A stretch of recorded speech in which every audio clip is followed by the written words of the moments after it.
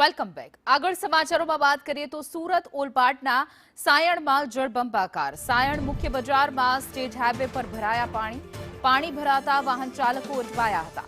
વાહનો બંધ થઈ જતા વાહન ચાલકોને હાલાકી પડી રહી છે। તો ભરાયેલા વરસાદના પાણીના કારણે વાહન ચાલકો પરેશાન થઈ ગયા છે। જોઈ શકાય છે કે લોકોના વાહન રસ્તામાં બંધ પડી રહ્યા છે।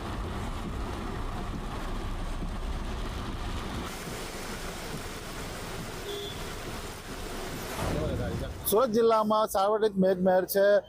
જે રીતે વરસાદ વરસી રહ્યો છે, રેડ એલર્ટ આપવામાં આવ્યું છે અને જેને લઈને ઓલપાડના સાયણમાં ધોધમાર વરસાદ વરસી રહ્યો હતો।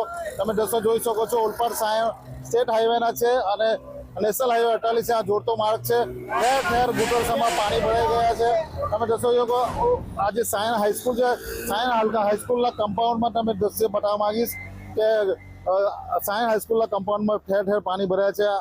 સાયણ વિસ્તારની મોટાભાગની સોસાયટીઓ છે, સોસાયટીમાં પણ હાલ પાણી ભરાયા છે। તમે દ્રશ્યો જોવો જે રીતે જે જળબંબાકારની પરિસ્થિતિ છે તે જે આ વિસ્તારમાં છે, ખાસ કરીને આ હાઈસ્કૂલ આવેલી છે। આજે તો શાળામાં રજા આપી દેવામાં આવી છે, પરંતુ હાઈસ્કૂલમાં હાલ કમરસમાં પાણી ભરાયા છે અને જે વરસાદ છે, અવિરત વરસાદને કારણે આ જે સ્ટેટ હાઈવે છે, સ્ટેટ હાઈવે પર પાણી ભરાયા તમે જોઈ શકો છો। વાહન ચાલકોની લાંબી કતારો લાગી છે, કારણ કે આ વિસ્તારમાં જે ધોધમાર વરસાદ વરસ્યો છે બપોર બાદ, જેને લઈને ઠેર ઠેર પાણી ભરાયા છે અને લોકો હાલાકીનો સામનો કરી રહ્યા છે। ખાસ કરીને જે વાહન ચાલકો છે, આ જે સ્ટેટ હાઈવે પર જે જતા વાહનો છે તે લોકો હાલ હાલાકીનો સામનો કરી રહ્યા છે।